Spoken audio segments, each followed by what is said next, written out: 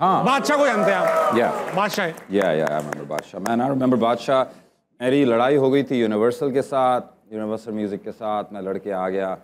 मैंने उस ज़माने में पवनीश पुजरू जो थे, पवनीश पुजरू जी यूनिवर्सल को उन्होंने छोड़ा, वो आए, उन्होंने कहा यार हम सोनी के साथ तुझे साइन करते हैं। सोनी नॉर्थ हमने लॉन्च किया।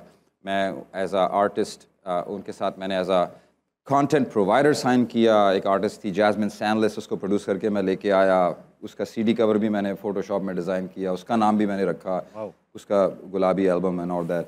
उस ज़माने में पवनीश पुजरू के साथ एक असिस्टेंट होता था लड़का।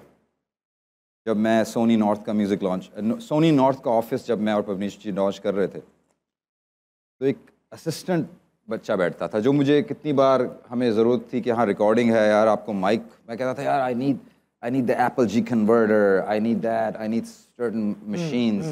वो कहता था ये आपको गाड़ी में ले जाएगा, म्यूज़िक शॉप ले जाएगा। फिर हम जब वहाँ बैठते थे तो वो बच्चा बादशाह था। आखिरी नाम है और काफी बड़ा नाम।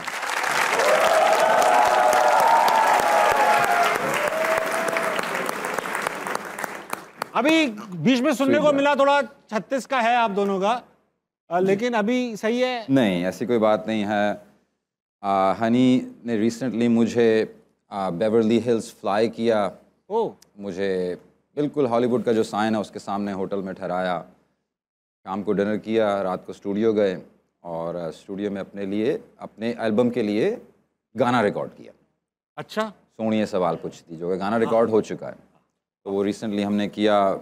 मुझसे मम्मी से बात करवाई, मैंने अपनी बड़ी बहन से बात करवाई। मेरी बड़ी बहन जो है, आप लोग शायद देखा हो, मेरी वो मम्मी की तरह है। घर वालों ने साथ बात की और बड़ी अच्छी बातचीत है। अभी सही हो गए? मतलब बीच में काफ़ी हो गए थे। हमारी बातचीत उस ज़माने से है जिस ज़माने में लोग समझते थे हमारी लड़ाई है। अच्छा। हम एक दफ़ा आज से बहुत 15 साल पहले भी मिल चुके हैं इंडिया में, किसी को पता ही नहीं है। ओके। एक ही होटल में थे, आ गए थे अचानक से हम। मेरा भी इवेंट था, हनी का भी था। तो वहाँ पर हनी मेरे रूम में स्नीक इन किया, आया और बड़े प्यार से मिला, अंगूठा हिलाया। अंगूठा हिलाया, हाँ।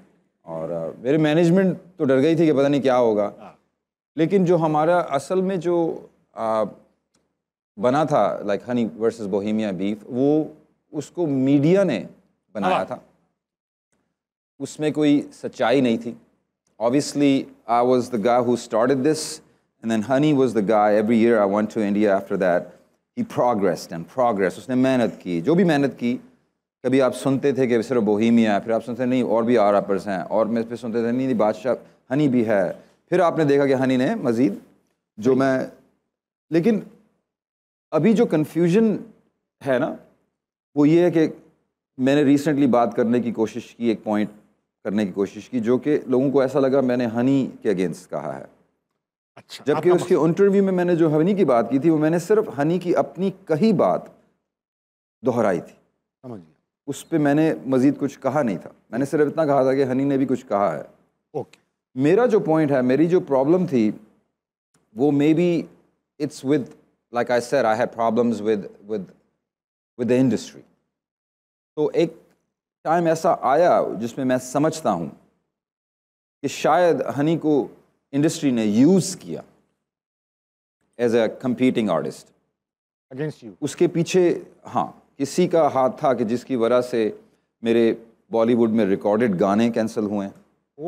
मेरे ऐसे शोज़ हुए हैं जिसका दूसरे दिन आर्टिकल आया कि हाँ बोहेमिया का शो फ्लॉप हुआ। मैंने कहा शो तो सोल्ड आउट था।